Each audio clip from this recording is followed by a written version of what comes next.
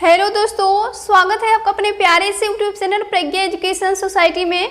तो दोस्तों आज हम लोग क्लास 10th के इकोनॉमी का 3 लेसन जो है जिसका नाम है मुद्रा, बचत एवं साख। क्या? तो मुद्रा, बचत एवं साख। इस चैप्टर के जितने भी ऑब्जेक्टिव प्रश्न हैं उन सभी को बताऊंगी, तो आप इन सभी को अच्छी तरह से याद कर दीजिएगा, बिकॉज इसमें से आपका ऑब्जेक्टिव बहुत ही पूछता है और ये बहुत ही बढ़िया सा चैप्टर है। तो चलिए आज की क्लास शुरू करते हैं।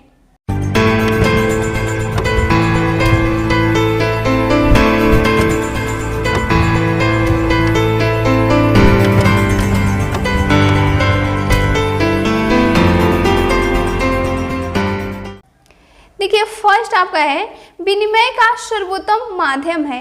विनिमय का सर्वोत्तम माध्यम क्या है ये बताना है। तो इसका राइट आंसर होगा कि विनिमय का सर्वोत्तम माध्यम होता है मुद्रा। ऑप्शन नंबर सी राइट होगा, मुद्रा होता है। फिर देखिए अगला प्रश्न है क्रेडिट कार्ड प्रसिद्ध है। क्रेडिट कार्ड किस लिए प्रसिद्ध है ये बताना है। तो इसका राइट आंसर होगा क्रेडिट कार्ड क्या होता है, प्लास्टिक का होता है ना, उसमें आपका एक प्लास्टिक की तरह दिया जाता है, तो प्लास्टिक मुद्रा के रूप में प्रसिद्ध है credit card. Option number C right होगा।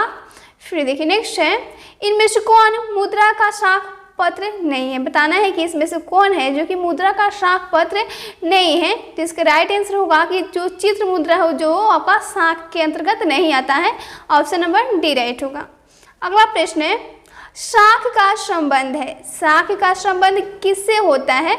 तो यह है विश्वास से। साख का संबंध होता है विश्वास से। ऑप्शन नंबर डी राइट होगा। फिर देखिए नेक्स्ट है एटीएम का अर्थ है। एटीएम का अर्थ क्या होता है? यानी ऑटोमेटिक टेलर मशीन जिसे बोलते हैं, यानी इसे हम बोलते हैं स्वचालित teller machine. Option number A right होगा, स्वचालित टेलर मशीन। नेक्स्ट है रूस की मुद्रा है। रूस की मुद्रा को हम किसके रूप में जानते हैं? जैसे कि अपना देश भारत का जो है रुपये के रूप में हम जानते हैं, तो रूस की मुद्रा को किस रूप में जानते हैं? तो उसको हम रूबेल के रूप में जानते हैं, Rubel. Option number A right होगा, रूबल के रूप में। नेक्स्ट है निम्नलिखित में मुद्रा का कार्य नहीं है। जो दिया है उसकी कौन है कि जो कि मुद्रा का कार्य नहीं होता है?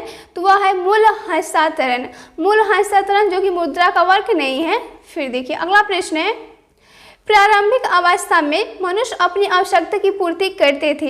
प्रारंभिक अवस्था में यानी पहले प्राचीन समय में मनुष्य अपनी आवश्यकता की पूर्ति किससे करते थे? तो वह वस्तुओं के आदान प्रदान से करते थे। ऑप्शन नंबर बी राइट होगा। फिर देखिए अगला प्रश्न है इनमें कौन विधि ग्राह मुद्रा है। बताना है इसमें कौन सी विधि है जो कि ग्राह मुद्रा है। तो है आपका 10 रुपये का note. Option number C right होगा। फिर देखिए नेक्स्ट है 1 रुपये का नोट जारी किया जाता है। 1 रुपये का जो नोट होता है आपका सिक्का, तो किसके द्वारा जारी किया जाता है? तो जारी किया जाता है केंद्रीय सरकार द्वारा। ऑप्शन नंबर ए राइट हुआ कि केंद्रीय सरकार के द्वारा 1 रुपये का नोट जारी किया जाता है। फिर देखिए अगला है मुद्रा वह धुरी है जिसके चारों ओर संपूर्ण आर्थिक विज्ञान चक्कर करता है। यह जो स्टेटमेंट है, यह कथन, यह किसने कहा है ये बताना है कि मुद्रा जो है एक वैसी धुरी है जिसके चारों ओर संपूर्ण जो आर्थिक विज्ञान है वह चक्कर काटता है, घूमता रहता है। तो यह कहा था आपका क्राउथर ने। क्राउथर और शास्त्री जो थे उन्होंने बताया था। ऑप्शन नंबर ए राइट होगा। अगला प्रश्न है साख का क्या अर्थ है? साख का क्या अर्थ होता है? तो ऐसे जानते हैं कि साख का अर्थ होता है कि विश्वास, उस पर मतलब जो देते हैं विश्वास के अंतर्गत देते हैं। तो साख का अर्थ होता है विश्वास करना और ऋण लौटाने की क्षमता रखना। आप लिए हैं तो देने की भी क्षमता रखते हैं या, यानी ऑप्शन नंबर सी राइट होगा, ए भी दोनों होगा।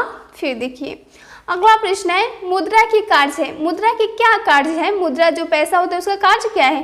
तो देखिए मापन, संचय और भुगतान, यानी ये सभी मुद्रा के कार्य हैं। फिर देखिए अगला है विनिमय का सर्वोत्तम माध्यम है। विनिमय का सर्वोत्तम माध्यम क्या होता है? तो विनिमय का सबसे अच्छा माध्यम होता है आपका मुद्रा। ऑप्शन नंबर बी राइट होगा, मुद्रा। प्राचीन समय जब आपका मुद्रा नहीं था तो विनिमय की क्रिया किस वस्तुओं के आदान प्रदान से होती थी। फिर देखिए अगला प्रश्न है मुद्रा वह धुरी है जिसके चारों ओर अर्थ विज्ञान घूमता है। यह किस अर्थशास्त्री का कथन है? ये बताना है कि जिसके चारों ओर अर्थ विज्ञान घूमता है, यानी विज्ञान मुद्रा एक ऐसी धुरी है जिसके चारों ओर अर्थ विज्ञान घूमता है। तो इसका राइट आंसर होगा कि वो मार्शल ने बोला था, Marshall. Option number C right होगा। नेक्स्ट है मुद्रा का प्राचीनतम रूप है। मुद्रा का प्राचीनतम रूप क्या है इसमें जो दिया है, तो उसका राइट आंसर होगा वस्तु मुद्रा, जो कि प्राचीनतम रूप है। यानी पहले जो प्राचीन समय में जो वस्तु था उसी को मुद्रा के रूप में, यानी उसी से लेन देन किया जाता था।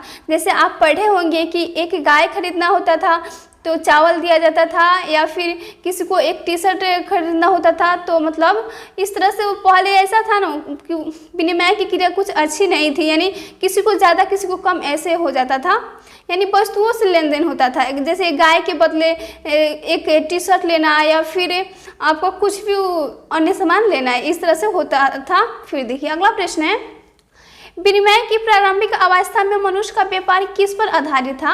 विनिमय की प्रारंभिक क्रिया, यानी पहले पूछा जा रहा है प्राचीन समय में जो मनुष्य का व्यापार था, लेन देन की क्रिया, तो वो किस पर आधारित है ये बताना है। तो वो आधारित है आपका विनिमय पर, वस्तु विनिमय पर आधारित था। ऑप्शन नंबर ए राइट होगा। फिर देखिए अगला प्रश्न है, मुद्रा वह धुरी वह है, मुद्रा वह है जो मुद्रा का कार्य करती हो। मुद्रा की यह परिभाषा किसने दी, बताना है कि मुद्रा वह है जो मुद्रा का कार्य करती है। तो यह परिभाषा किसने दिया था, तो यह दिया था हर्टले विदर्श ने, हर्टले विदर्श ने दिया था। ऑप्शन नंबर सी राइट होगा। नेक्स्ट है, शाह का प्रयोग होता है। शाह का प्रयोग किस लिए करते हैं, तो शाह का प्रयोग करते हैं उपभोग के लिए, मतलब अपने उपयोग के लिए करते हैं और विनियोग के लिए करते हैं। ऑप्शन नंबर सी राइट होगा, यानी ए बी दोनों, ऑप्शन नंबर सी। नेक्स्ट है, व्यावसायिक बैंकों द्वारा दिए जाने वाले ऋण को कहते हैं। व्यावसायिक जो बैंक हो तो ऋण जो देते हैं उसे हम क्या बोलते हैं, तो उसे बोलते हैं शाख मुद्रा और बैंक मुद्रा, दोनों बोलते हैं। ऑप्शन नंबर ए बी दोनों होगा, ऑप्शन नंबर सी राइट होगा। फिर देखिए अगला प्रश्न है, मुद्रा की वैधानिक परिभाषा किसने दी है। मुद्रा की वैधानिक परिभाषा जो दी है वो किस अर्थशास्त्री ने दिया था, तो वो दिया था प्रोफेसर नेप ने, प्रोफेसर नेप ने दिए थे। ऑप्शन नंबर डी राइट होगा। अगला प्रश्न है, मुद्रा की प्रमुख कार्य है। मुद्रा का प्रमुख कार्य क्या है, तो मुद्रा तो देखिए मुद्रा का प्रमुख कार्य होता है विनिमय का माध्यम, मूल्य का मापक और मूल्य का संचय, यानी ये सभी मुद्रा का कार्य होता है। ऑप्शन नंबर डी राइट होगा। फिर देखिए अगला प्रश्न है, वस्तु विनिमय प्रणाली की मुख्य कठिनाई थी। वस्तु विनिमय प्रणाली जब हो रहा था पहले प्राचीन समय में, तो व्यक्तियों को कौन सी कठिनाई उठानी पड़ती थी ये बताना है। तो उस समय कठिनाई थी कि मूल्य मापन की कठिनाई थी, यानी अच्छी तरह से उसका मापतोल नहीं हो रहा था। और फिर देखिए बी है कि आवश्यकता के दोहरे संयोग का अभाव था, ये भी था। ऑप्शन नंबर बी, यानी ए बी दोनों राइट होगा, सी आपका राइट होगा। अगला प्रश्न है, किस धातु का मुद्रा के रूप में सर्वाधिक प्रयोग हुआ है। किस धातु का मुद्रा के रूप में सबसे ज़्यादा प्रयोग हुआ है, तो वो है आपका चांदी और सोना। पहले तो मिट्टी की बस थी बनी, आपका रुपया बनता था मिट्टी का, फिर आपका आया चांदी और सोना का बनने लगा। ऑप्शन नंबर डी राइट होगा, चांदी और सोना। फिर देखिए अगला प्रश्न है, मुद्रा का प्राथमिक कार्य कौन सा है। इसमें बताना है सबसे प्राथमिक कार्य, तो मुद्रा का तो कार्य बहुत सारे हैं लेकिन प्राथमिक पूछा जा रहा है तो प्राथमिक कार्य है विनिमय का माध्यम, यानी जो मुद्रा आया तो विनिमय का जो आपका कठिनाइयाँ हो रही थी वो मतलब ठीक हो गई। ऑप्शन नंबर डी राइट होगा कि विनिमय का माध्यम। अगला प्रश्न है, निम्नांकित में विधिग्राह मुद्रा कौन है। इसमें बताना है कि विधिग्राह मुद्रा कौन है, तो इसका राइट आंसर होगा विधिग्राह मुद्रा वो है आपका नोट और सिक्के। ऑप्शन नंबर ए राइट होगा, नोट और सिक्के हैं।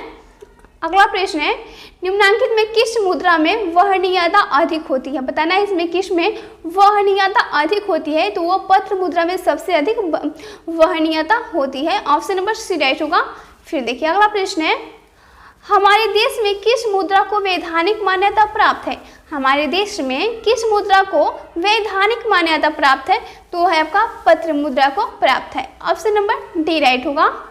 फिर देखिए अगला प्रश्न है, मुद्रा के प्रयोग से किसको लाभ हुआ है। मुद्रा के प्रयोग से किसको लाभ हुआ है, तो मुद्रा के प्रयोग से तो सभी को लाभ हुआ है, यानी उपभोक्ताओं को और उत्पादकों को, लेने वाले को और देने वाले को, सभी को हुआ है, यानी ऑप्शन नंबर सी राइट होगा, ए बी दोनों। ओके फिर देखिए नेक्स्ट है, निम्नांकित में विधिग्राह मुद्रा कौन है। विधिग्राह तो है नोट और सिक्के, तो है ऑप्शन नंबर ए राइट होगा। फिर देखिए नेक्स्ट है, बचत को प्रभावित करने वाला मुख्य तत्व क्या है। बताना है कि बचत को जो प्रभावित करता है तो प्रमुख तत्व क्या है। तो देखिए बचत को प्रभावित करने वाला है आपका बचत की क्षमता, मतलब आप में क्षमता होनी चाहिए कि आप बचत कर सकते हैं। फिर है बचत की इच्छा, आप अपने भविष्य के बारे में सोचते हैं तो आप बचत कर सकते हैं, इच्छा रखते हैं। फिर है बचत की सुविधाएं, आपके पास सुविधाएं मतलब कम वर्क होना चाहिए अभी आपका वर्तमान में, तभी तो आपका बचत जो सैलरी होगा उसमें से आप भविष्य के लिए रख सकते हैं। तो ये सभी जो है बचत को, सेविंग को आपके को प्रभावित करता है। ऑप्शन नंबर डी राइट होगा। फिर देखिए अगला प्रश्न है, मुद्रा के प्रयोग से किसको प्रोत्साहन मिला है? मुद्रा के प्रयोग से किसको प्रोत्साहन मिला है, बढ़ावा मिला है? तो ये देखिए इस मुद्रा का जब प्रयोग हुआ तब बचत को भी बढ़ावा मिला है, पूंजी निर्माण को भी और इनका लेन देन, यानी इनमें से तीनों को ही बहुत ही प्रोत्साहन मिला है। ऑप्शन नंबर डी राइट होगा। फिर देखिए नेक्स्ट है और ये आपका लास्ट है, पूंजी का निर्माण होता है, किसके द्वारा पूंजी का निर्माण होता है? तो पूंजी का तो निर्माण तभी होगा जब अपने सेविंग में से बचाइएगा, यानी बचत द्वारा होता है पूंजी का निर्माण। ऑप्शन नंबर सी राइट होगा। तो फ्रेंड्स ये बहुत ही महत्वपूर्ण ऑब्जेक्टिव है जो कि आपके एग्जाम में जरूर आता है, तो सभी को याद कर जाइएगा। चलिए मिलता है अगले वीडियो में, तब तक के लिए जय हिंद जय भारत।